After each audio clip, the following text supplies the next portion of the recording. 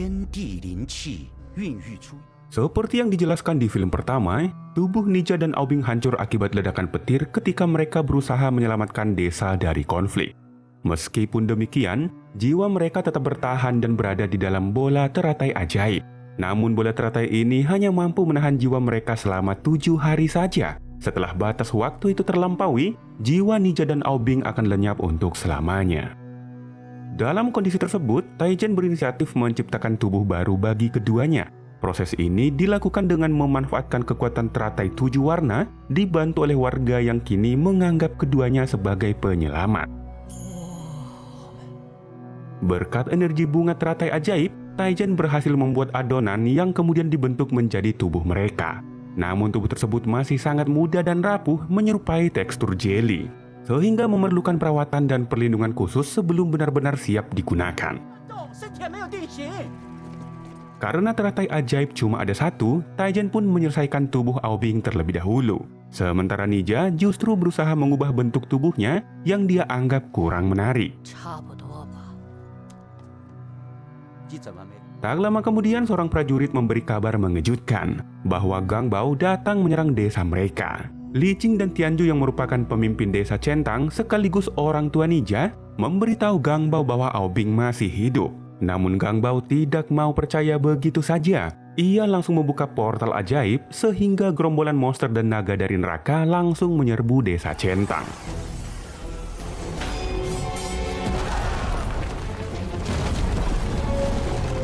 Ternyata sebelum penyerangan ini, Gang Bao telah memprovokasi sang Raja Naga dengan mengatakan kalau manusia telah membunuh anaknya Aobing.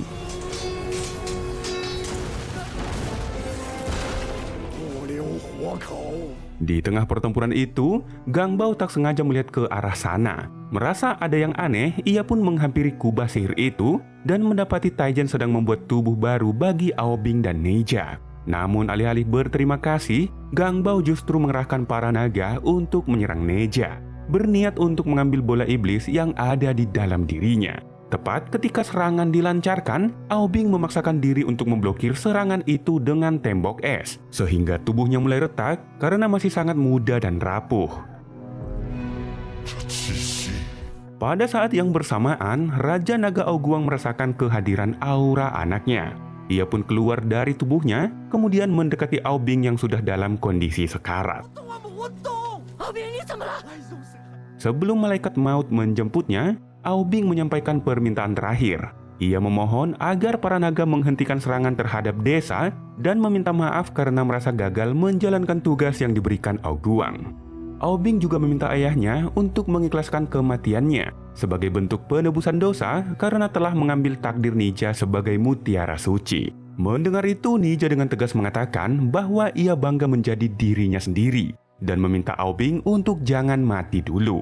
Nija kemudian memaksa Taijen untuk mencari cara agar sahabatnya itu bisa diselamatkan. Akhirnya demi menyelamatkan Aobing, Taijen menyuruh jiwanya masuk ke dalam tubuh Nija. Keduanya pun harus berbagi satu raga, tapi ini hanya untuk sementara. Taijen berencana meminta air suci dari Dewa Wuliang yang berada di Gunung Kulun. Dengan air suci itu, teratai ajaib akan kembali mekar, sehingga mereka bisa membuat tubuh baru bagi Aobing.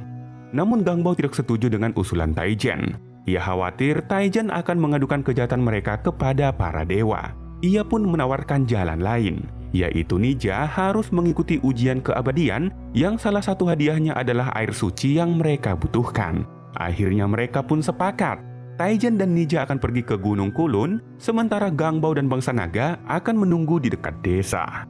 Aoguang juga mengancam bahwa jika Taijen gagal menyelamatkan Aobing, maka bangsa naga akan menghancurkan desa Centang. Mendengar ancaman itu, Neja pun marah. Ia bersumpah akan menghancurkan seluruh naga jika berani menyerang desanya. Lagi pula ia akan tetap berusaha menyelamatkan sahabatnya itu tanpa permintaan siapapun.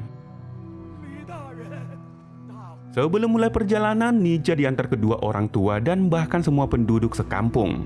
Di sini kita bisa melihat bahwa Nija bukan hanya disayang orang tuanya saja, tapi juga seluruh penduduk sekampung mendoakan yang terbaik baginya. Entah karena malu dianggap anak manja atau gimana, Nija menolak ketika sang ibu ingin memeluknya. Menurutnya ini hanya perpisahan sebentar saja. Namun dari raut wajah ibunya terlihat jelas kekhawatiran yang sangat dalam. Sambil berlari ia berpesan agar Nija menjaga diri baik-baik karena tubuhnya belum sepenuhnya sempurna.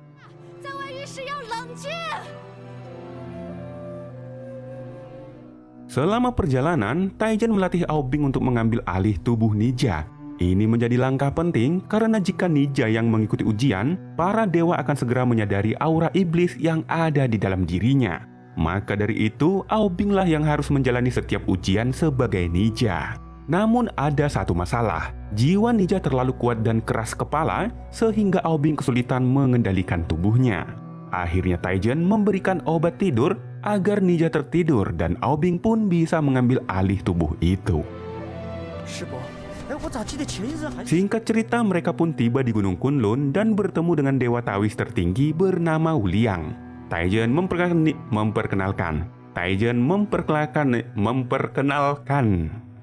memperkenalkan Nija sebagai inkarnasi Mutiara Suci dan menyampaikan keinginan mereka untuk mengikuti ujian keabadian. Awalnya pertemuan itu berjalan lancar, namun tiba-tiba Nija terbangun dari tidur dan hampir membongkar penyamarannya. Untungnya Taijen bisa mengatasi hal itu meskipun Wuliang mulai merasa ada yang tidak beres. Dengan sedikit keberuntungan, Nija akhirnya diterima mengikuti ujian keabadian. Ujian ini terdiri dari 3 tahap dan akan diawasi langsung oleh salah satu pelayan pribadi Dewa Wuliang. Di sisi lain, kehidupan di Desa Centang terus berjalan. Para pasukan sibuk memperbaiki gerbang yang rusak, sementara Gangbao dan pasukan labi-labinya sedang berlatih. Li Jing kemudian datang meminta izin untuk membukakan gerbang bagi tabib mencari obat-obatan, karena banyak pasukan yang terluka. Namun Gangbao langsung menolak mentah-mentah, karena mencurigai Li Jing menyusun rencana licik di balik permintaan itu. Tiba-tiba anak buah Gangbao datang membawa seseorang yang dicurigai sebagai mata-mata. Ternyata itu adalah Shen Xiaobao, adiknya Gangbao yang terlihat lugu dan berhati baik. Kedatangan sang adik yaitu menuntut janji Gangbao yang akan membawanya ke Istana Langit jika ia sudah bisa berubah wujud menjadi manusia. Namun ketika Gangbao mengaku sedang sibuk, sang adik yang polos pun menanyakan kesibukan apa tepatnya. Tentu saja Gangbao bingung dan tidak berani memberitahu yang sebenarnya.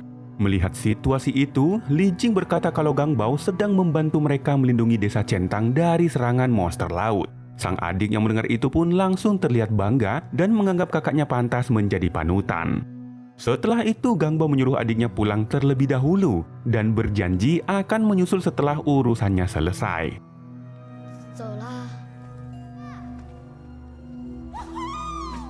Saat adik sudah pergi, Gangbao berterima kasih kepada Li Jing. Namun Li Jing menjawab tegas bahwa ia tidak sedang menolong Gangbao, melainkan menolong adiknya agar tidak menjadikan orang yang salah sebagai panutan. Ucapan itu cukup menampar, tapi juga membuka hati. Akhirnya Gangbao pun mengizinkan para tabib keluar gerbang untuk mencari obat yang dibutuhkan. Sementara di Gunung Kunlun, Nija mulai menjalani ujian pertamanya, membasmi para siluman berang-berang yang kerap mencuri tanaman dari ladang manusia. Sebelum menghadapi pemimpin para siluman, Nija terlebih dahulu menelan pil tidur. Tujuannya agar tubuhnya bisa sepenuhnya dikendalikan oleh Aobing, sebab bila Nija yang bertarung sendiri, aura iblis dalam dirinya bisa terdeteksi oleh pengawas ujian.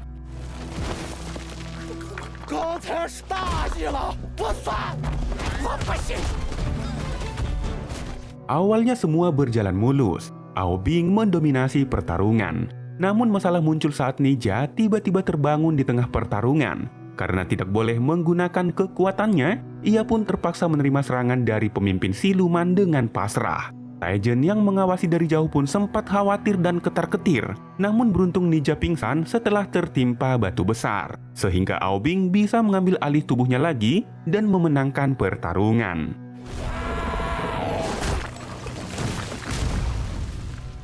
Para siluman pun ditangkap dan dibawa ke istana dan nantinya akan dibimbing kembali ke jalan yang benar oleh Dewa Wuliang.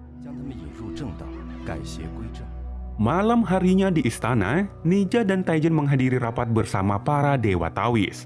Pertemuan itu membahas strategi menghadapi peperangan melawan para monster. Di tengah diskusi, salah satu dewa mengingatkan agar mereka tetap waspada terhadap bangsa naga yang dikhawatirkan bisa menjadi ancaman besar. Namun, Dewa Wuliang menanggapinya dengan tenang. Menurutnya, kekuatan para dewa sudah lebih dari cukup untuk mengatasi hal tersebut. 经节律，劳苦功高。 这样，再修100年也。 Keesokan harinya, Nija menjalani ujian ketiga, yaitu mengalahkan pemimpin siluman macan yang tengah berlatih di bawah air terjun. Siluman itu bernama Shen Zhengdao, sosok pemimpin bijak yang melatih para siluman agar tak lagi dipandang rendah dan mampu membela diri. Dari sikapnya, Zhengdao tampaknya bukan siluman jahat. Ia bahkan menyambut Nija dengan hangat. Namun karena ini bagian dari ujian, Aobing pun mengambil alih tubuh Nija dan mulai bertarung.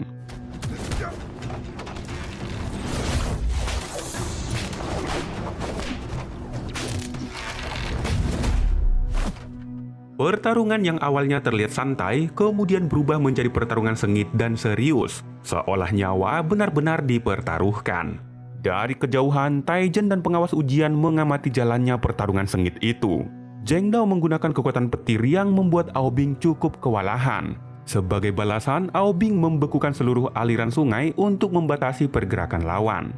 Tapi meskipun sudah menggunakan kekuatan penuhnya, Aobing tetap kesulitan. Tepat saat Zhengdao hendak melancarkan serangan terakhir, ia melihat bendera Dewa Tawis berkibar di kejauhan. Sadar akan kehadiran sang dewa, ia pun menahan serangannya. Namun Aobing yang masih berada dalam mode bertahan justru membekukan tangan Zhengdao hingga terputus. Namun meskipun mengalami hal tersebut, Zhengdao tetap memberi hormat kepada para pengawal dewa dan memerintahkan murid-muridnya untuk menyerahkan diri. Ia tahu mereka akan dibimbing oleh Dewa Wuliang menuju jalan yang benar. Namun tiba-tiba Xiao Bao sampai di tempat itu. Ternyata ia adalah anak dari Shen Zhengdao sekaligus adiknya Gang Bao. Melihat tangan ayahnya berada di genggaman Aobing, amarah Xiao Bao meledak tak terkendali. Bahkan Zhengdao sendiri tak mampu menenangkan putranya itu. Situasi pun semakin kacau karena dianggap sebagai ancaman serius. Salah satu pengawal dewa bersiap melepaskan panah untuk menghabisi sang pemuda. Namun Zhengdao segera memasang badan berusaha melindungi anaknya.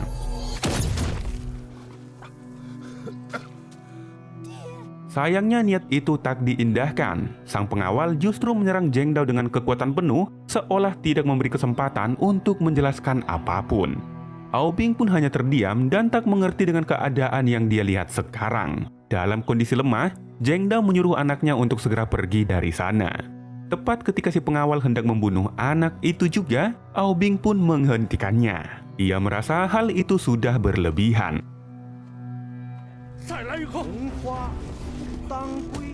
Sementara itu di desa Centang, semua perlengkapan dan obat-obatan sudah sampai. Bahkan Gang Bao sendiri ikut turun tangan mengantarkan bantuan tersebut. Li Qing dan istrinya pun berterima kasih dan bahkan mengajak Gang Bao untuk makan bersama. Anjrit. Gang Bao tampak terkejut ketika melihat siluman katak yang justru diberi pekerjaan oleh Li Jing, menandakan bahwa manusia tidak memandang siluman sebagai ancaman. Namun kedamaian itu tidak berlangsung lama. Pasukan Gang Bao datang dengan membawa adiknya yang terluka parah.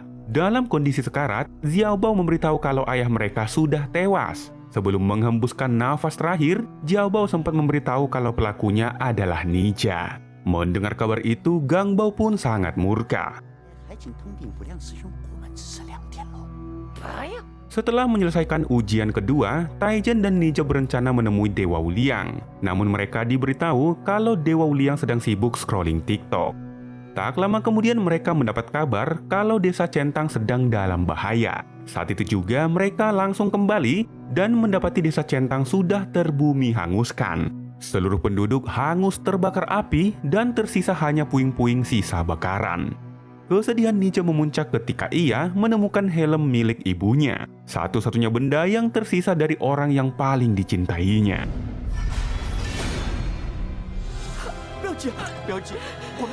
Tak lama kemudian Dewa Wuliang juga tiba di sana.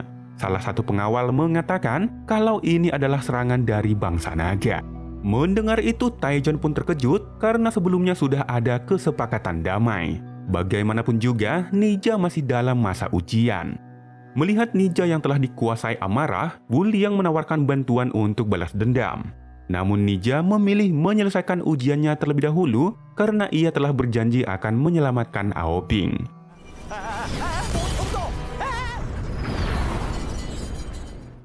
Dalam perjalanan menuju ujian terakhir, Ao Bing berusaha menenangkan ninja yang diselimuti amarah. Ia mengatakan pasti ada yang tidak beres karena bangsa naga tidak pernah melanggar perjanjian. Namun ninja sudah tidak peduli. Ia hanya ingin menyelesaikan ujian terakhir sehingga Ao Bing tidak perlu menumpang lagi di dalam tubuhnya. Lagi pula setelah itu, ia akan pergi membalas dendam kepada bangsa naga yang merupakan orang tua Ao Bing sendiri. Dalam ujian terakhir ini, ninja berhadapan dengan Lady Golem yang merupakan siluman batu. Tanpa menyerahkannya kepada Ao Bing, ninja langsung menyerang sendiri Lady Golem.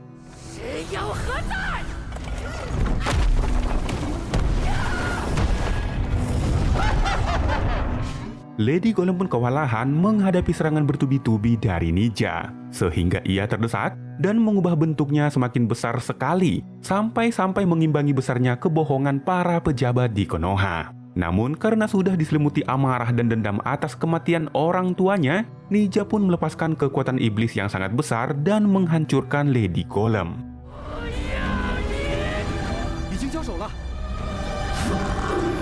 Di saat yang bersamaan, Taijen dan salah satu pengawal tiba di sana. Taijen mendapati tubuh ninja yang mulai retak sebagai konsekuensi dari penggunaan kekuatan yang sangat besar.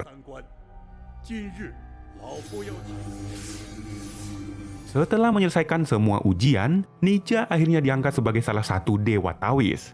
Ia juga diberi air suci sebagai hadiah atas kelulusannya. Melihat amarah yang membara dalam diri ninja, Dewa Wu Liang mengumumkan kepada seluruh pasukannya bahwa ia akan ikut turun tangan membantu ninja untuk balas dendam. Namun sebelum itu, ninja terlebih dahulu menyuruh Taijen untuk menghidupkan kembali teratai ajaib dengan air suci, sehingga Ao Bing bisa mendapatkan tubuh fisiknya. Setelah tugasnya selesai, ninja berkata kepada Ao Bing bahwa ia akan pergi membalas dendam kepada bangsa naga. Dengan tegas ia menyatakan bahwa mulai saat ini, Ao Bing adalah musuhnya.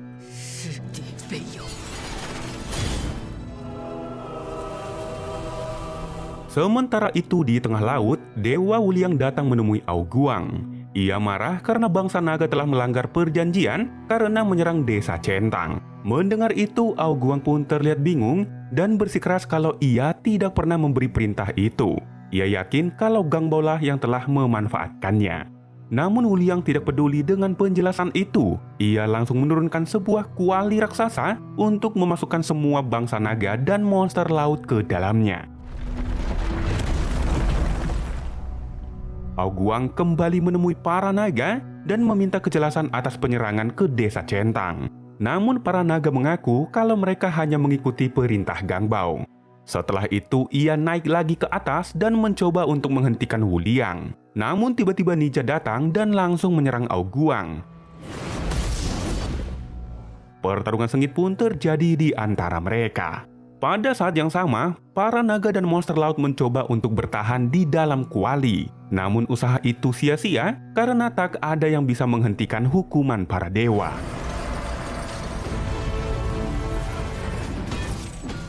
Di tengah pertarungan sengit mereka, Ao Guang mencoba menyerang ninja dengan kekuatan penuh. Akan tetapi kekuatan iblis jauh lebih besar, sehingga Ao Guang berhasil dimasukkan ke dalam kuali.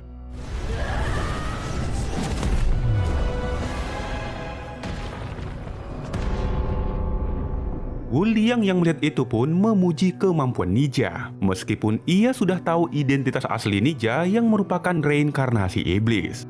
Namun tak lama setelah itu, kedua orang tua ninja tiba-tiba saja muncul. Rasa senang ninja pun pecah sehingga ia menangis sejadi-jadinya. Ia mengira kalau kedua orang tuanya tewas akibat serangan para naga. Mendengar itu, Li Jing pun memberitahu kalau serangan di desa Centang ternyata dirancang oleh Dewa Wu Liang sendiri. Dewa yang selama ini mereka kira sebagai penolong. Jadi ketika kematian Xiao Pao, desa Centang tiba-tiba diserang oleh sesosok makhluk yang mirip naga. Namun setelah para naga menyerang makhluk itu, tiba-tiba ia berubah menjadi Dewa Wu Liang.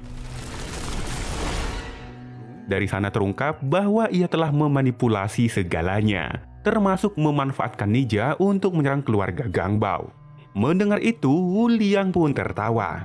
Ia kemudian mengajak ketiga naga menjadi budaknya dengan iming-iming kebebasan dan keabadian. Setelah mereka setuju, Dewa Wu Liang memerintahkan mereka untuk kembali menyerang desa Centang. Dalam serangan itu, Li Jing dan istrinya berhasil diselamatkan oleh siluman katak, sementara Gangbao memilih bertempur untuk membalas dendam.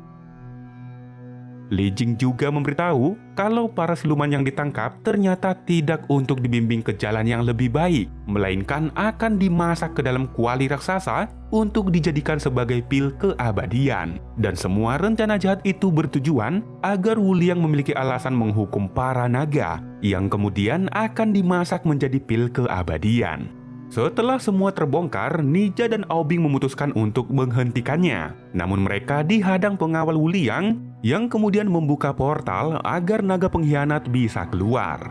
Melihat itu, Ao Guang pun terkejut karena naga yang berkhianat itu adalah ketiga saudaranya sendiri, yaitu Ao Qin, Ao Run, dan Ao Sun. Setelah ketiga naga terbebas, pertarungan sengit pun kembali terjadi. Nija dan Aobing bekerja sama melawan ketiga naga, sementara Taijen, Li Jing, dan istrinya bertarung melawan pengawal Wu Liang.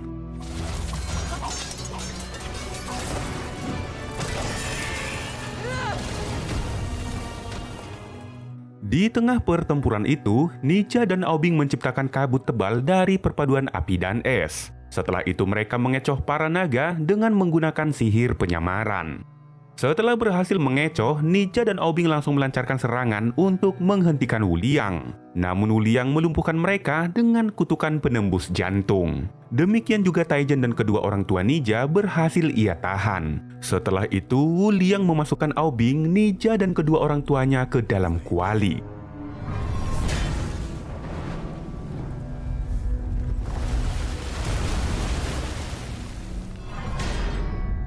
Di dalam kuali, Aobing akhirnya menceritakan semua apa yang sebenarnya terjadi.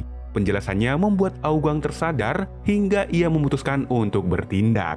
Ia langsung memotong tali yang mengikat kedua orang tua Nija, lalu melepaskan seluruh monster laut yang selama ini ia tahan, semua atas perintah Wu Liang. Merasa waktunya hampir habis, Ao Guang memberi pilihan kepada para monster. Jika ada yang masih menyimpan dendam, ia mempersilahkan mereka untuk membunuhnya saat itu juga. Namun tak satu pun dari mereka yang melakukannya. Satu persatu monster mulai berubah menjadi pil keabadian akibat panasnya api yang sangat tinggi. Namun berbeda dengan Nija yang justru tidak merasakan apa-apa. Karena unsur api yang ada di dalam kuali ternyata sama dengan elemen yang ada di dalam tubuhnya. Wu Liang yang menyadari itu pun menghampiri Nija dan menawarkan sebuah pil pelupa. Dengan iming-iming akan dijadikan sebagai dewa Taois juga kebebasan kedua orang tuanya. Tepat ketika Nija akan memakan pil itu, sang ibu tiba-tiba menghentikannya. Dengan suara lirih namun tegas, ia mengatakan bahwa kebebasan tidak ada artinya. Li Jing juga menegaskan hal yang sama. Menurutnya, hidup mereka tidak akan tenang dengan mengorbankan ingatan Nija. Mereka lebih baik mati asalkan anaknya bisa tetap mengingat cinta dan kasih sayang yang pernah mereka berikan. Melihat anaknya mulai menangis, sang ibu memeluk Nija dengan penuh kasih sayang. Meskipun harus menahan rasa sakit akibat ratusan jarum yang menusuk tubuhnya. Ia ingin Nija mengingat pelukan terakhir ini untuk selamanya. Saat itulah Nija kembali mengingat semua kenangan cinta, kasih sayang, dan kesabaran ibunya. Termasuk ketika ia menolak pelukan dari ibunya yang membuat tangisnya semakin menjadi-jadi. Bersamaan dengan itu, sang ibu tewas dan berubah menjadi pil, meninggalkan kesedihan mendalam di dalam kuali. Semua yang menyaksikan momen itu pun hanya bisa terdiam dan tak sanggup berkata-kata. Nija yang diliputi amarah dan duka memaksakan diri untuk bergerak hingga tubuhnya hancur.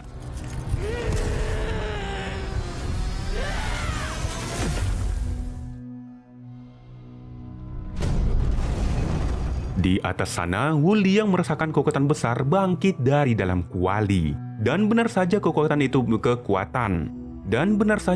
itu berasal dari Nija yang kini telah bertransformasi ke dalam wujud aslinya. Nija dan Aobing kemudian menggabungkan kekuatan untuk membuka kuali dari dalam. Namun Wu Liang tak tinggal diam. ia menggunakan seluruh kekuatan dewa miliknya untuk menutup kuali itu dengan pohon langit. Sebuah segel sakral yang membuat Nija dan Aubing semakin kesulitan. Akan tetapi para naga dan monster laut mulai bekerja sama untuk memberikan bantuan, meskipun satu persatu di antara mereka mulai berubah menjadi pil. 现在他们要王的命，绝不能放他们出来。 Akhirnya berkat keberanian, kerjasama dan pengorbanan dari semua pihak, kuali itu pun berhasil dihancurkan. Segel pohon langit runtuh dan para naga serta monster laut akhirnya terbebas. Pertarungan langit pun tak terhindarkan. Para naga dan monster laut akhirnya bertempur habis-habisan melawan dewa yang korup itu. Di tengah kekacauan itu, Wu Liang menunjukkan wujud aslinya. Ia berubah menjadi sosok kakek berotot dengan kekuatan yang jauh lebih besar. Ia meluncurkan serangan demi serangan menghantam siapapun yang ada di depannya. Namun Nija dan Aubing tidak tinggal diam. Dengan kekuatan gabungan mereka, keduanya melancarkan serangan bertubi-tubi langsung ke arah Wu Liang. Serangan yang diarahkan tepat ke wajah sang dewa membuatnya terdesak dan semakin lemah. Namun tepat saat Nija hendak melepaskan serangan terakhir untuk mengakhiri segalanya, Wu Liang tiba-tiba berhasil ditarik mundur oleh pengikut setianya. Serangan itu pun meleset dan Wu Liang lolos dari kematiannya. Akhirnya mereka pun berhasil mengalahkan para dewa yang korup itu. Sebelum berpisah, Aubing dan Aoguang berterima kasih kepada Nija dan bahkan sempat mengajaknya untuk ikut bersembunyi bersama bangsa naga. Karena bagaimanapun juga, jati dirinya sudah terbongkar oleh dewa. Cepat atau lambat para dewa akan kembali memburunya mengingat kutukan langit yang belum menghancurkannya. Tapi Nija menolak dengan tegas. Ia memilih tetap tinggal karena menurutnya bukan dirinya yang harus lari. Tolong dulu diam kalian. Karena menurutnya bukan dirinya yang harus lari, melainkan aturan para dewa lah yang harus diubah. Sikap itu membuat Aubing dan ayahnya terkagum. Setelah itu Aoguang dan putranya kembali ke laut untuk mencari persembunyian baru. Namun di tengah perjalanan, Aoguang mulai menyadari bahwa Aubing terlihat bimbang. Demi kebahagiaan sang anak, ia pun menyuruh Aubing menentukan pilihannya. Akhirnya Aubing kembali menemui Nija dan siap memulai petualangan baru bersama. Bukan sebagai naga maupun iblis, tetapi sebagai sahabat yang berani menentang takdir. Sementara itu di dalam istana, Dewa Wu Liang mengalami wajah yang babak belur. Selain itu, ia juga menahan Gang Bao dan ayahnya Zheng Dao yang ternyata masih hidup. Sepertinya ia sedang merencanakan sesuatu yang licik. Dan film pun selesai. 封神大战士 Jadi itulah alur cerita film Nija kedua guys. Semoga kalian suka dengan cara penceritaan saya. Film ini mengajarkan kita bahwa iblis sejati bukanlah mereka yang disebut terkutuk, melainkan mereka yang mengorbankan yang lemah demi kepentingan pribadi. Beruntung kita nggak gitu guys. Para penguasa di negeri ini tidak pernah memanfaatkan orang yang lemah demi kepentingan pribadi mereka. Iya kan? Mohon maaf atas segala kesalahan yang sangat banyak dalam video ini. Sekian dari Sun Channel, terima kasih telah menonton dan sampai jumpa di video berikutnya. Bye.